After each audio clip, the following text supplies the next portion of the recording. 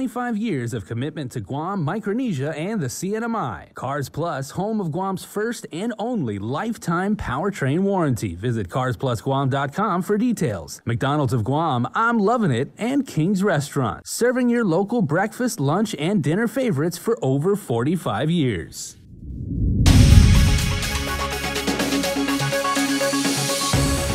Now on Guam's primetime news, bail has been set at $1 million for Nicholas Moore, the man accused of murdering Michael Castro. Plus, our island community records its 140th COVID-related casualty.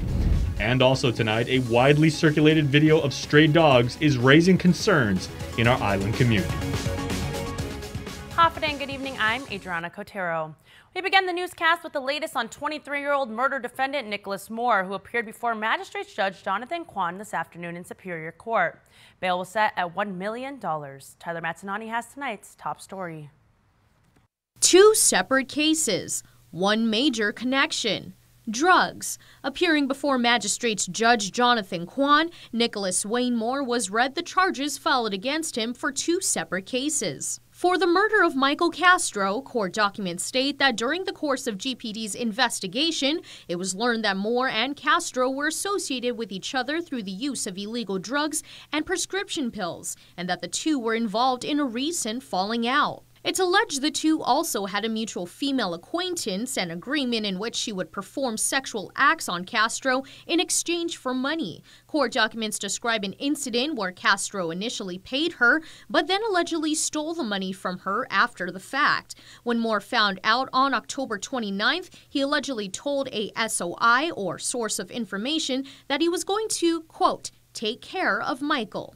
On November 6th, Moore allegedly told an SOI that he murdered Michael with a combat knife. He further asked the SOI to erase surveillance footage at Unitech, the company owned and operated by his father, Leroy Moore. But the SOI declined. Moore also allegedly told the SOI that the body was in a barrel. On November 12th, police seized surveillance equipment from Unitech's office, but it was determined the system had been tampered with. When police questioned Leroy Moore, he told detectives that his son was the only employee who had access and control of the system. Blood samples, a gun, and the combat knife were all confiscated by detectives. Court documents state that Nicholas Moore admitted to knowing Michael Castro and having past dealings with him involving the sale and use of illegal drugs. He was charged with aggravated murder as a first-degree felony with special allegation for use of a deadly weapon in commission of a felony, and murder as a first-degree felony with special allegation for use of a deadly weapon in commission of a felony. His bail was set for $1 million and was ordered to not speak to witnesses, his father, and Unitech employees about the case. Separately, bail was set at $100,000 for a drive-by shooting that occurred in Agania Heights the night of October 15th. Multiple witnesses and an SOI confirmed that Moore was the shooter. Court documents included text messages about what transpired and even a direct message, or DM, from Moore's mother to the confidential SOI demanding the truth about what happened. According to the magistrate's complaint, it is alleged that Moore was upset that money was stolen from him and went to Agania Heights to confront the individual. However, when he shot his gun, he mistakenly injured another person. For this case, he was charged with 2 counts of aggravated assault as a second-degree felony, terrorizing as a third-degree felony with special allegation for use of a deadly weapon used in a commission of a felony, and possession of an unregistered firearm as a third-degree felony. He was also ordered to not speak to any witnesses or his mother regarding the case. A preliminary hearing is set for July 9th at 4 p.m. Reporting for Guam's News Network, I'm Tyler Matsinani. The island recorded its 140th COVID-19 related fatality on Sunday afternoon. According to the Joint Information Center, just after 3 p.m. on Sunday, a 75-year-old man with underlying health conditions succumbed to the virus at U.S. Naval Hospital. He was admitted on June 21st and tested positive upon admission. The JIC report did indicate that he was not vaccinated. The COVID positive case count reported double digits again, with 16 new cases detected over the weekend. 3 of them are military cases, and 13 of them are local cases. making for a total of 16 COVID-19 cases reported out of 1,012 tests performed between Friday, June 25th to Sunday, June 27th. According to Chief Public Health Officer Mbakwe, out of the local cases, 7 are residents, while the other 6 were tested for COVID while in transit. And they turned positive. So we counted them as our local cases because they were tested on island, but theoretically they are not part of us. Initially, there were only 3 cases involving residents, but then that led to 4 close contacts contracting the virus from a family unit. Mbakwe says there is no community spread. As for vaccinations on island, we're trying to play catch up. We're working extremely hard, to make sure that we vaccinate as many people as we can on the island, because it's proven, and with the Delta variant, locking around in some of the countries around us, it's important that people, go get vaccinated to get some degree of protection in case, for any reason, we get hit. The Delta variant was first identified in India and is currently spreading rapidly across the world. According to the World Health Organization, it's the fastest and fittest coronavirus strain yet. Fully vaccinated, not fully vaccinated, try and protect other people, wear your mask. The Joint Information Center reports 94,973 individuals to date are fully immunized on Guam. And speaking of the Delta variant in national headlines, more than 46% of Americans are now fully vaccinated. But the highly contagious Delta variant is causing new concerns. CBS's Elizabeth Palmer reports from London. In Bangladesh, the Dhaka ferry terminal was mobbed as migrant workers rushed to get out before a strict lockdown took hold. The main outbreak may be in the capital for now, but these people are almost certainly taking the virus with them into rural areas. Across the world, especially in countries where vaccination rates are low, the virus is spreading, notably the Delta variant first identified in India. Even Australia, which had early success stopping COVID by closing its borders, is now facing an outbreak. Sydney has been locked down and shops are closed, though exercise, which in Australia includes surfing, is allowed. Mass testing stations have been set up again to try to head off a surge in infection. In Australia, fewer than 5% of people are fully vaccinated. In Iran, which is also behind in vaccinations, the supreme leader had a shot of a new locally made vaccine, Coviran Baccarat. Authorities hope it will boost supply and put the brakes on a persistent outbreak. There were more than 17,000 new cases this weekend alone. Slowly but surely, vaccines are reaching the people who need them. Almost 3 billion shots worldwide have been given so far. But there is a long way to go, especially in developing countries. Meanwhile, the world is closing in on a grim milestone: almost 4 million COVID deaths in the last 18 months. Elizabeth Palmer, CBS News, London. With an uptick in positive cases over the past week, there's been an increase in island residents getting tested for the coronavirus. Free COVID-19 community testing continued today at the old carnival grounds in Tizon, and most of those getting tested are fully vaccinated. That's according to Department of Public Health and Social Services Nursing Resource Command, Margarita Bautista-Gay. She said that those who got tested at the drive-thru live in multi-generational households and that they were in contact with a recent COVID positive case. 79 individuals got tested today and 5 had returned back positive at the site. Out of the 5, only 1 was fully vaccinated against the virus. It's really showing that, you need to be vaccinated to prevent from getting COVID. To protect us and your loved ones, the kids, please get vaccinated because it makes a difference. Another community drive-through combination clinic for testing and vaccinations is scheduled from 9 a.m. to 1 p.m. tomorrow at the Farmers Co-op in Dededo. A bill to streamline the local adoption process and also allow licensed adoption agencies to place children into adoptive homes was heavily debated during today's legislative session. Senator Mary Torres' measure drew concerns from fellow Republicans Tello Taitekwi and Joanne Brown. They questioned the new increased authority it would grant to adoption agencies. Here's an exchange between Taitekwi and Torres over one of Taitekwi's concerns.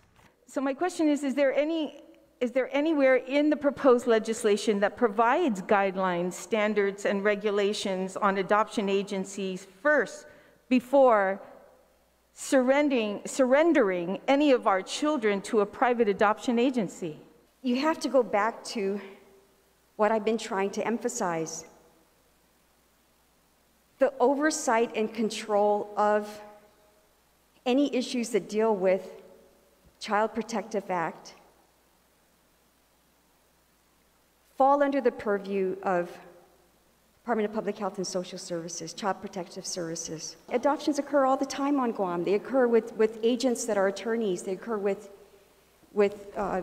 relatives who go between themselves. So it's, bottom line is, the laws are in place, public health has oversight, and that's what it is. Is there a specific law to how to set up an adoption agency?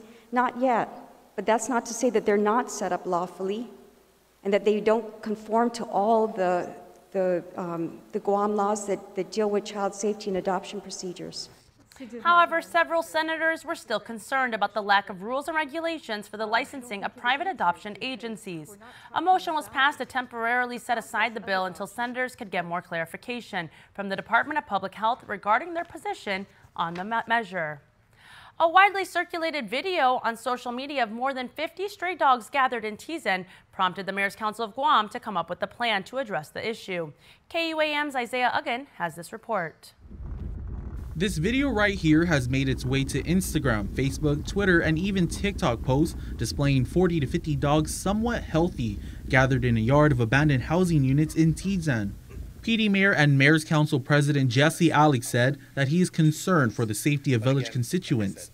He shared that Barrigada Mayor June Bloss and Stray Animal Roundup Committee Chair Rudy Paco, who is also the Mamong Toto Mighty Mayor, is developing a plan to address the problem. We're really working to see what we can do to take care of the dogs in that area, specifically in the Tizen area. I can't tell you what our plan is at the moment because we have not yet confirmed them, but we will be doing something. With residents walking, jogging, running, and riding bikes in the area, Mayor Alex says that constituent safety is the first priority. We'll certainly look at the things that we're able to do by law and take care of it. And we just don't want anyone to get hurt. We know that dogs, of course, we're not saying, and like you mentioned, they probably are not as vicious as some might think, but not everybody knows that. And every situation is different. And before something really goes bad, we want to see if we can, handle that. But bottom line, something just needs to get done. And the safety of our residents is paramount. Although the plan was not detailed, Alex shared that it should come into effect as early as Friday. Meanwhile, the Stray Animal Roundup program was put on hold due to Guam Animals in Need or GAIN shelter being at full capacity. Back in February of this year, the program was launched and aims to address the stray animal problem that has conflicted the island for many years. The stray animal population is around 40,000 dogs, not including cats, according to Alec. We reached out to Guam International Airport Authority spokesperson Rolenda Fa'asua Malie, who said that the stray dogs shown in the viral video do not affect their operations. But she said that the video is concerning and that they are working closely with the Department of Agriculture to ensure the dogs do not intercede the airport's functions. Reporting for Guam's News Network, Guahusi Isaiah Uggan. Thank you, Isaiah, and stick around for more news here on Primetime. You're watching KUAM. We won't. We will wait. We will wait. For someone to come Save us. We won't wait for the waters to be cleared. We won't just wait to breathe clean air.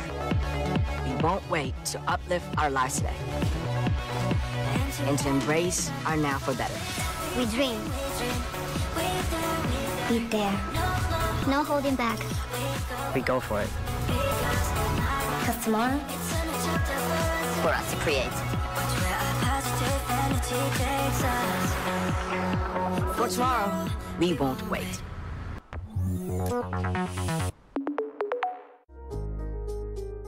Social distancing may be the new norm, but connection will always be our tradition. Through good times and tough times, we remain connected with you. Masks may be the new fashion, but protection will always be our style. You can always count on us to protect the things that matter the most.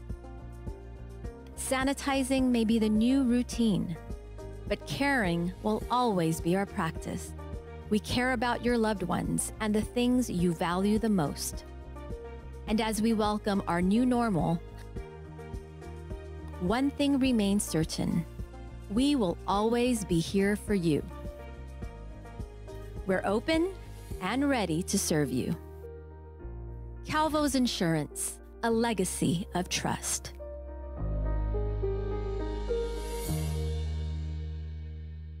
The Edge from Pizza Hut. It comes loaded with toppings all the way to the edge. For the crust, let's keep it real, thin, and crispy. Every bite is a masterpiece. I really gotta get going, man. The Edge is back. Get it before it's gone. No one outbeats the Hut. Half a day. As we look ahead to a brighter tomorrow, Matson's commitment to Guam and Micronesia remains stronger than ever. While the world around us is ever-changing, what remains unchanged is our commitment to you, our customers, and the island communities we serve. Shipping is what we do best, and serving our community is at the heart of everything we do. But we don't do it alone. This is why we support organizations that make caring for the people and the environment a top priority. We know that many count on Matson's lifeline services in the Pacific, and that's why we continue to work hard to ensure that our shipments remain on time all the time. Matson recently added another Aloha-class vessel to our schedule. We now have two of Matson's largest and fastest ships serving Guam from the U.S. West Coast and Hawaii. With our new state-of-the-art vessels, we stand ready to support the region's economic recovery. Thank you for the privilege of serving you for the last 25 years, and you can count on Matson to be here for the next 25 years and beyond. It's a special delivery to your inbox every week with your KUAM News Roundup, program advisories, and promotions. Sign up for the weekly KUAM Digital Digest today on KUAM.com. Welcome back. A groundbreaking ceremony was held today on a repaving project for what is arguably the busiest stretch of Marine Corps Drive. The project involves about 1.5 miles of roadway from the intersection of Governor Carlos G. Camacho Street to Airport Road. Work includes restoration of distressed and failed asphalt, replacement of utility manholes, repair of drainage inlets, and replacement of old sign panels and new striping. On an average day, an estimated 33,000 cars travel along that route. Public Works Director Vince Ariola says they hope to keep disruptions to a minimum. Doing as much as we can to alleviate the traffic here. The good part is that in the Tuwuning area, there are a lot of feeder roads, there are a lot of arteries going around Marine Drive, so it should hopefully keep traffic to a minimum. And a lot of the construction is going to happen at night. There's going to be a lot of night construction. The $7.2 million project is funded by the U.S. Department of Transportation Federal Highway Administration. Contractor Hawaiian Rock is expected to complete the road work in about a year. The Grab and Go School Meals program is coming to an end next month on Friday, July 16th. The Guam Department of Education sent the notification out yesterday, informing that during the upcoming 2021 to 2022 school year, at least 85% of students are expected to be back in school for 5 days of face-to-face instruction per week. And this means there will no longer be an opportunity to set aside a day for the food distribution. The program allowed for regular distributions on Friday at all 41 GDOE schools, where they handed out a bundle of non-perishable food items to account for a 5-day allotment. And with regional headlines, here's KSPN2 News. Half a day, Untitled Guam. Here's what's making headlines in the CREAMERY. Representative Edwin Probst wants to know who wrote the non-disclosure agreements and where it came from. Through a social media post, Probst asked, quote, "Was it Satan?" End quote. The House Committee on Judiciary and Governmental Operations received a copy of NDAs submitted by their first 3 witnesses, who were supposed to testify on what they know about any of the governor's activities. The JGO committee alleges that the NDAs are between the Office of the Governor and the CNMI Department of Public Safety. But I wanted to let the public know that this is now being forced on law enforcement officials who were formerly assigned as security detail to anybody really in the office of the governor. There is currently no evidence that backs up that statement. But according to the governor's public information officer, Kevin Bautista, Governor Ralph Torres had no knowledge of the NDAs. The governor never spoke to any officer or anyone at the Department of Public Safety regarding a non-disclosure agreement. We verified with them. We didn't sign off to anything of that effect. There was no gag order imposed by the governor on any DPS officer or any of the three witnesses invited to testify. All three witnesses just respectfully asked for an extension during that committee hearing after being denied legal representation by the Office of the Attorney General, which advised the witnesses to seek personal counsel. The Democrats seem to be rushing the process to fit a political agenda. KSPN reached out to the Department of Public Safety, who states, quote, "The department has been intending to issue a non-disclosure agreement to officers regarding department policies way before the current news-related inquiries. Please note that the NDA is not forced upon our officers. It is a voluntary decision to sign the form," end quote. As of press time, DPS spokesperson Adrian Pangilinan has yet to respond to who wrote the NDAs and when it was issued.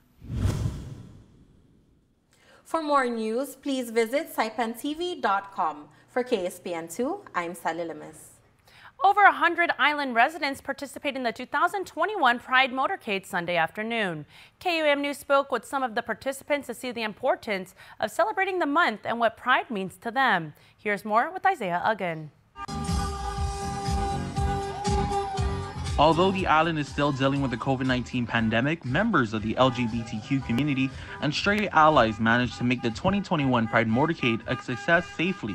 First, participants met up around 3:30 p.m. on Sunday at the Dedito Mayor's office for a quick briefing and to decorate their vehicles with rainbow-colored flags, pride banners, and colorful magnets. Then they started their engines, honking their horns, waving their flags on their way to the governor's complex in Hagåtña around 4 p.m. As participants were decorating their car out in the hot sun, we spoke with event organizers Kelly of the House of Diosa and F. Glenn Lujan of Sisters of the Moonlight about the importance of celebrating Pride. Well, I think it's really important to show our visibility, let the community know that we are here, we're happy, and we're ready to celebrate. And, you know, just let everyone know that we're out there, we're all different, come from different walks of life. At the celebration, some participants shared what Pride means to them. I think Pride is always setting an example for letting that inner light shine out. Because there are times where we always feel like we're invisible, where sometimes they feel even when we're invisible, that gives people the permission to do what they want with us. And this is our way of saying that we're here, we're queer, and we ain't going anywhere. It's also not just about representation, it's about education. Governor Lou Leon Guerrero and Lieutenant Governor Joshua Tenorio were in attendance at the event. Magahaga Leon Guerrero gave her remarks saying that members of the LGBTQ community have the support of the Leon Guerrero Tenorio administration.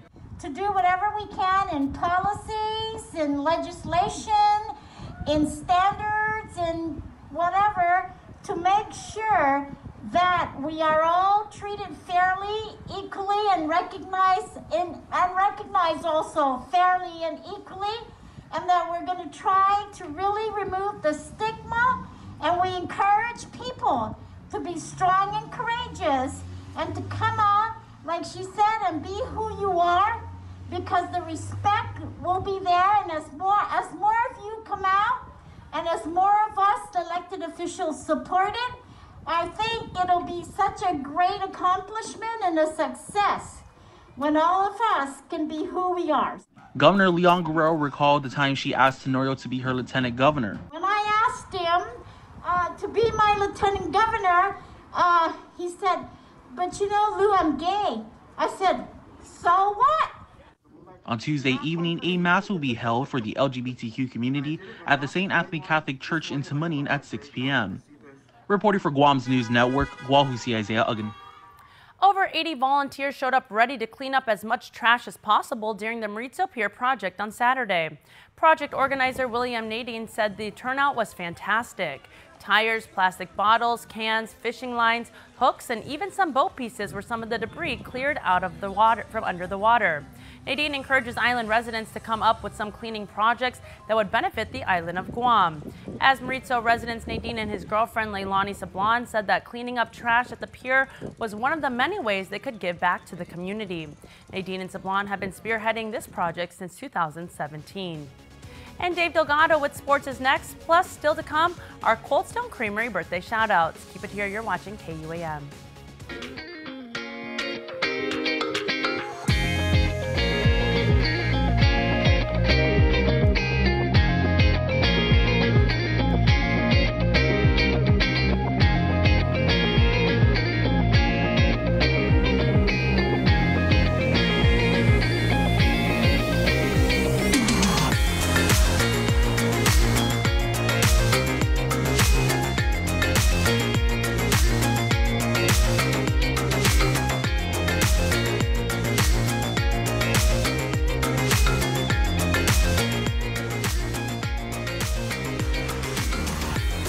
Your community calendar is brought to you by Taco Bell. Whether it's your first meal or your fourth meal, we've got you covered. Taco Bell, live Mas.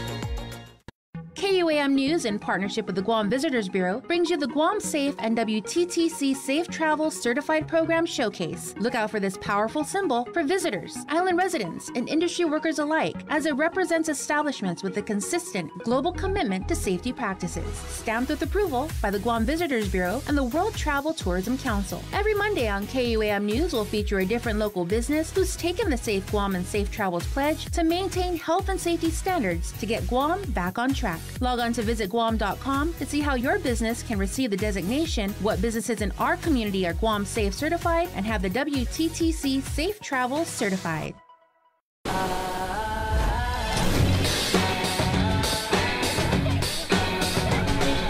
Make sure you're connected, the writing's on the wall, 'cause if your mind's neglected, stumble you might fall, Connection is a human necessity, one we need today more than ever. And with the new First Hawaiian Bank mobile app, you can stay just as connected to your finances. And it all starts with yes. We knew it was time to make these when we started asking things like, wouldn't it be nice to be able to get a warm cinnamon roll right now? And why can't this kind of muffin come from the same place as a McMuffin? And isn't your coffee lonely without company from a glazed apple fritter? Well, consider these our 3 resounding yeses. Meet the new bakery sweets at McDonald's. Ba-da-ba-ba-ba. KUAM Sports is brought to you by Docomo Pacific. Better together.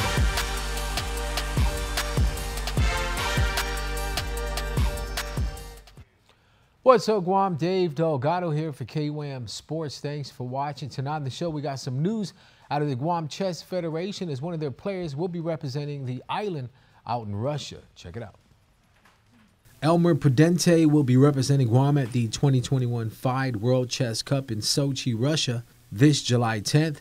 This is the first time ever that a player from the Guam Chess Federation has been invited to compete in such a prestigious chess tournament. This all started when there was a couple of old men playing chess in front of Micronesia Mall.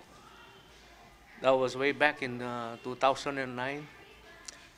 And more and more people were interested to watch and play. So we decided to form a chess club. And then we were noticed by the other chess associations in the region, like from Australia. And we started our first international tournament here on Guam. And that was in year 2012. Elmer started playing chess when he was 9 years old. He played every day in the Philippines. Now that his kids are all grown up, he's back to competing and looks forward to representing Guam. Makes you relax.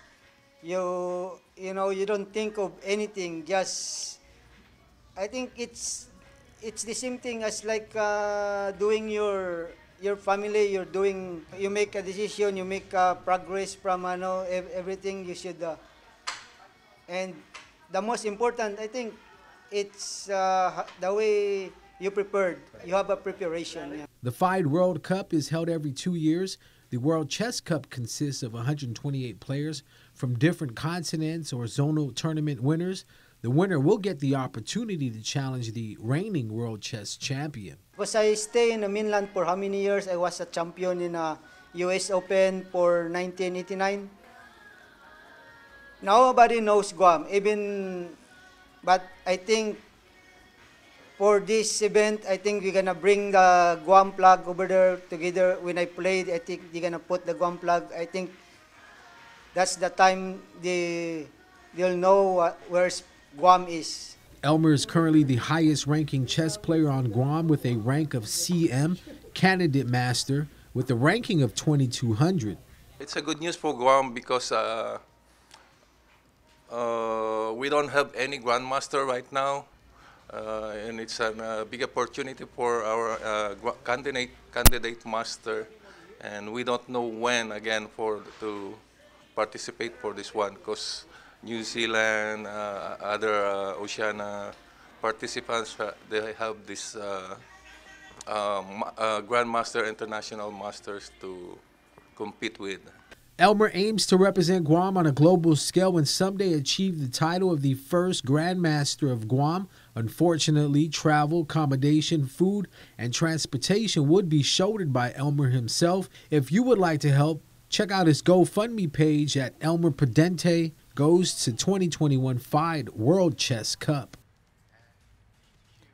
Well, that's going to do it for sports. We're back right after this. This is brought to you by Docomo Pacific. Better together.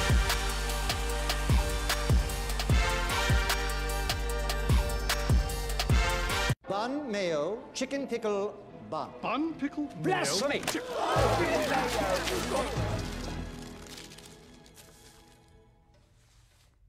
No bun. The Naked Chicken Chalupa, only at Taco Bell.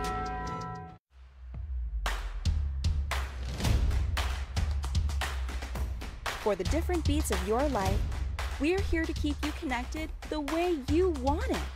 Plans made for you, by you. Build your own bundle with Link. Select the internet, entertainment, mobile, and home phone plans that fit your lifestyle. Pay for what you want, not for what you don't. Build your own bundle and save with Link.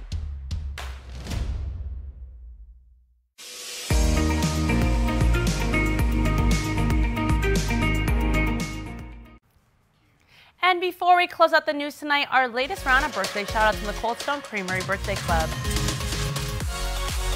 It is most definitely a happy June 29th birthday to Rosita, otherwise known to her very close friends and family as Rosie. Happy birthday, my bestie. Hey, wow. We hope you have a blast as your shout-out. We love you. From your bestie, Christina Maria, I should say, and Joe and the kids. Also, Kayleen Hernandez celebrates birthday number 12 today, and your friends and family are saying they love you. Simple and effective. And Juan Beethoven's happy birthday, Dad and Papa, with many more blessings and lots of love. With love coming from your families, especially each and every one of your grandchildren. Happy birthday, one and all. Remember, you can be a part of the Cold Stone Creamery Birthday Club by registering online on KUAM.com. Please make sure to include with your photo your name and birthday. And that's going to do it for us here on Prime Time. Thank you for watching. Have a good night and be safe.